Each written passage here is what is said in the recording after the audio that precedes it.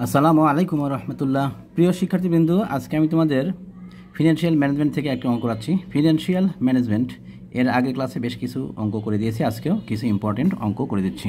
দেখো, financial management problem 08, calculate the rate of return using Gordon's model from the following information. নিচে যে তথ্যগুলো দেওয়া আছে এই তথ্যগুলো থেকে গর্ডন মডেল অনুযায়ী প্রাইস অফ দ্য শেয়ার,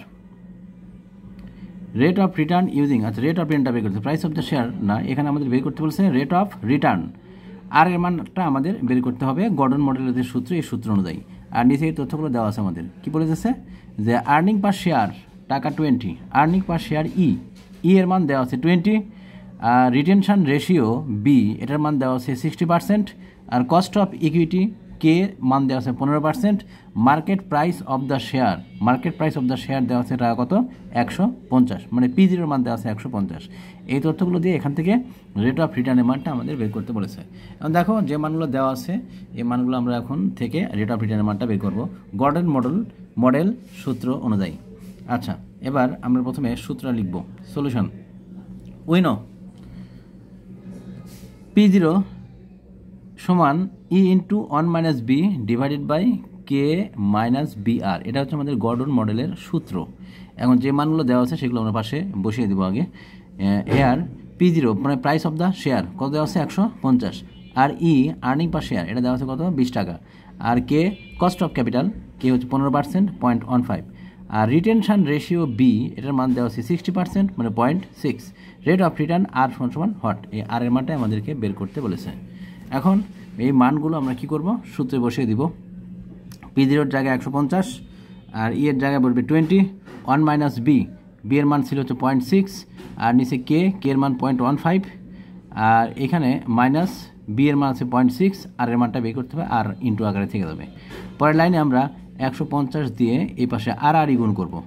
150-এর সাথে 0.15 মাইনাস 0.6 ইন্টু আর আমরা গুণ করে দিব, আর উপরে আমরা যোগ বিয়োগ ক্যালকুলেশন করবো। তাহলে দেখো এখানে কি আসছে 150 ইন্টু 0.15 মাইনাস 0.6 আর সমান দিয়ে লিখবো। এখানে 1 থেকে 0.6 বাদ দিলে আসবে কত 0.4, তাহলে 0.4 পেলাম আমরা, 0.4 ইন্টু 20, আর বামে আসবে 150 দিয়ে ভেতরে গুণ করে দিব। 150 দিয়ে 0.15কে গুণ করলে আসবে 22.50, আর 150 দিয়ে 0.6কে গুণ করলে আসবে 90, এই 90 আর 8টা পাশে গুণাকার ছিল 90 আর হয়ে গেল।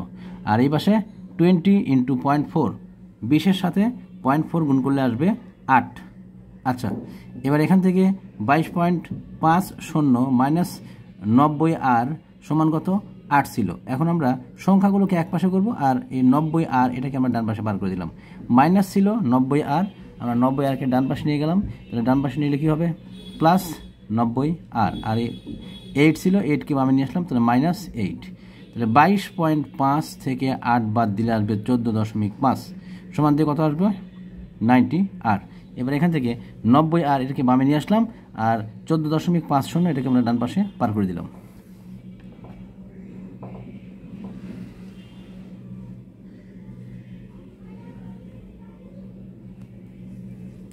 নব্বই আরকে আমরা বামে নিয়ে আসলাম, আর 14.50 এটাকে আমরা ডান পাশে পার করে দিলাম। এবার আমাদের যেহেতু আর এর মান বের করতে বলেছে, তাহলে 90টা 14.50 এটাকে আমরা ভাগ করলাম 90 দিয়ে, 90 দিয়ে ভাগ করলে আসবে 0.1611। এটাকে আমরা যেহেতু রেট অফ রিটার্ন সুতরাং পার্সেন্টেন্সে দেখাবো, 100 দিয়ে গুণ করলে চলে আসবে কত 16.11, আর পাশে একটা পার্সেন্ট চিহ্ন দিয়ে দেবো। তাহলে এটাই আমাদের অ্যান্সার আর সমান 16.11%। আমি পরবর্তী অঙ্কে যাচ্ছি।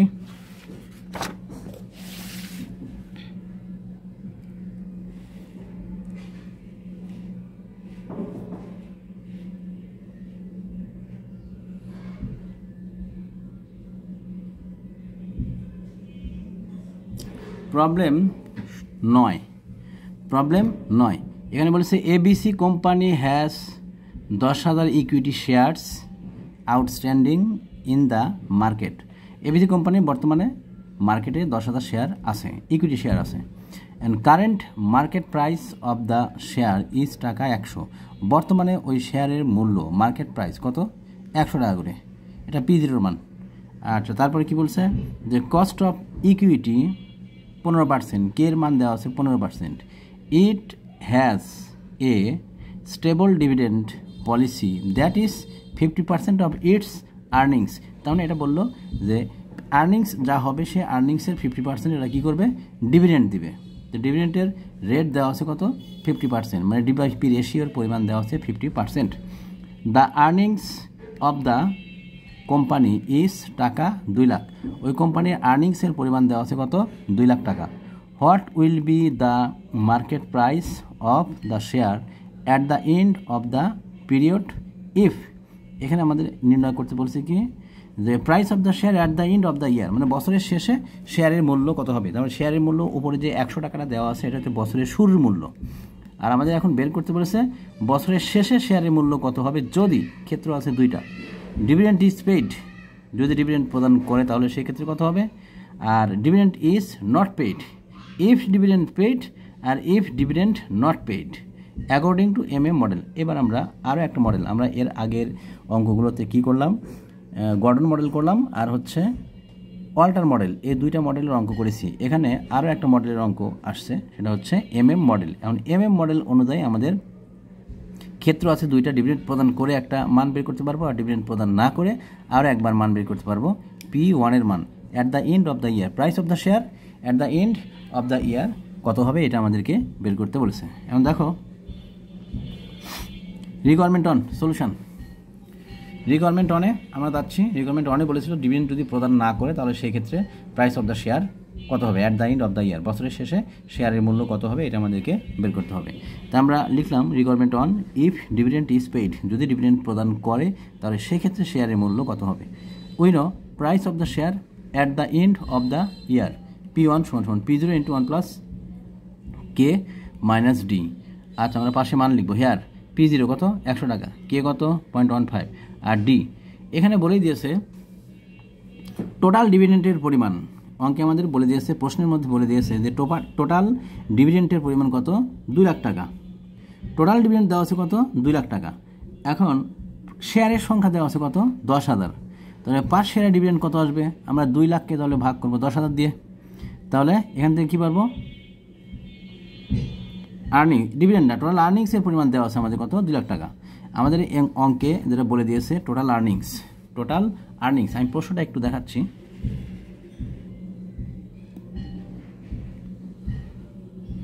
The earnings of the company is টাকা 2 লাখ, তার মানে আমাদের এখানে বলে দিয়েছে যে ওই কোম্পানির টোটাল আর্নিংসের পরিমাণ দেওয়া আছে 2 লাখ। এখন 2 লাখ আর্নিংসের পরিমাণ, আর্নিং পার শেয়ার কত, পার শেয়ারে আর্নিংস কত হবে, আমরা এই টোটাল যে আর্নিংস দেওয়া আছে এটাকে আমরা শেয়ারের সংখ্যা দিয়ে ভাগ করব। তাহলে 2 লাখ ছিল টোটাল আর্নিংস, এই টোটাল আর্নিংসকে ভাগ করব আমরা 10,000 শেয়ার দিয়ে, তাহলে আর্নিং পার শেয়ার এর মানটা পাবো।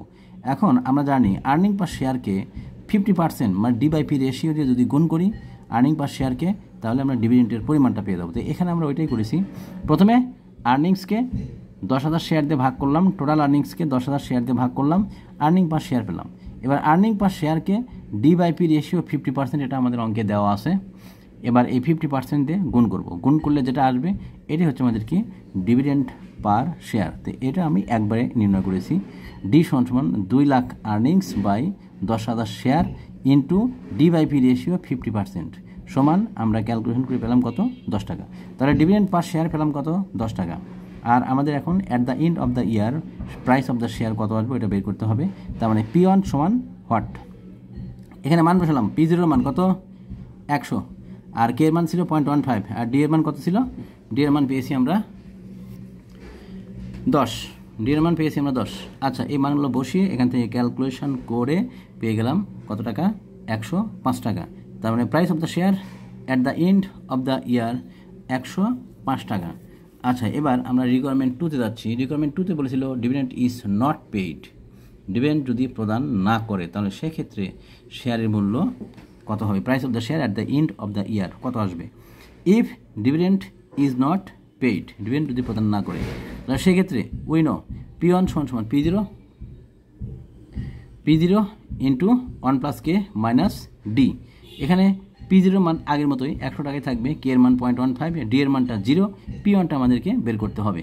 মান বসিয়ে দিলাম, P0 100, কে এর মান কত 0.15, ডি এর মান কত 0, ক্যালকুলেশন করে পেলাম কত 115 টাকা। তাহলে ডিভিডেন্ড প্রদান করলে আমাদের শেয়ারের মূল্য আসবে 105 টাকা, আর ডিভিডেন্ড প্রদান না করলে শেয়ারের মূল্য আসবে 115 টাকা। এই অঙ্কটা আমাদের হয়ে গেল।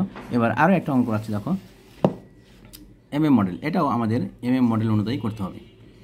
প্রশ্নটা পড়ছি, সবাই খেয়াল করো।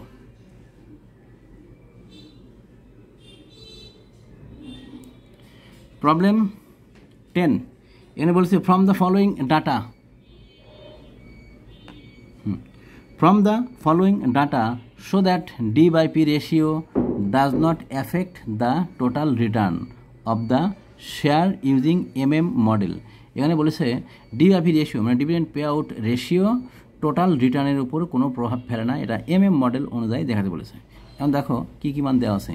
আর্নিং পার শেয়ার 20 টাকা, ডিভিডেন্ড পার শেয়ার 10 টাকা। আর্নিং পার শেয়ার ই এর মান দেওয়া আছে কত, আর্নিং পার শেয়ার এর মান দেওয়া আছে কত 20 টাকা। আর ডিভিডেন্ড পার শেয়ার এটা দেওয়া আছে ডি এর মান কত 10 টাকা। আর কস্ট অফ ক্যাপিটাল কে এর মান দেওয়া আছে 10%। Market price per share at the beginning টাকা 200। আচ্ছা, এখানে আমাদের P0 মান দেওয়া আছে 200। এখন এইখান থেকে আমাদের বের করতে হবে এটা, যে ডিভিডেন্ড একবার প্রদান করে দেখব যে টোটাল রিটার্ন কত আসে, আবার ডিভিডেন্ড প্রদান না করে টোটাল রিটার্ন কত আসে, এটা আমরা নির্ণয় করব। এখন দেখো calculation of total return if dividend is paid. Calculation of total return if dividend is paid, যদি ডিভিডেন্ডটা প্রদান করে তাহলে সেক্ষেত্রে টোটাল রিটার্নের পরিমাণ কত আসবে এটা আমরা বের করছি। উইনো P1 = P0 into 1 + K - D। P0 হচ্ছে 200 টাকা, কে এর মান দেওয়া আছে 10% 0.10, আর ডি এর মান দেওয়া আছে কত ডিভিডেন্ড পার শেয়ার 10 টাকা। এবার এই মানগুলো আমরা এখানে বসিয়ে দিলাম। P0 200, কে এর মান 0.10 আর ডি এর মান 10 টাকা। ক্যালকুলেশন করে এখান থেকে পেয়ে গেলাম 210 টাকা। অতএব ক্যাপিটাল গেইন মানে কি লাভ। বছরের শুরু মূল্য আর বছরের শেষের মূল্য, শেয়ারের বছরের শুরুর মূল্য আর শেয়ারের বছরের শেষের মূল্যের মধ্যে যে পার্থক্য, এটাকে আমরা বলবো কি ক্যাপিটাল গেইন। আমরা এখন ক্যাপিটাল গেইনের পরিমাণটা বের করব। ক্যাপিটাল গেইন কি আসবে P1 - P0, বছরের শেষের মূল্য থেকে বছরের শুরুর মূল্যটা বাদ দিয়ে দেবো। তাহলে P1 এর মান পেয়েছি কত 210 টাকা, এই যে 210 টাকা। আর P0 কত, P0 আমাদের অঙ্কে দেওয়াই আছে 200 টাকা। তাহলে 210 থেকে 200 বাদ দিলে থাকবে কত 10 টাকা। তাহলে ক্যাপিটাল গেইনের পরিমাণ পেলাম 10 টাকা। এবার টোটাল রিটার্নটা কত আসবে,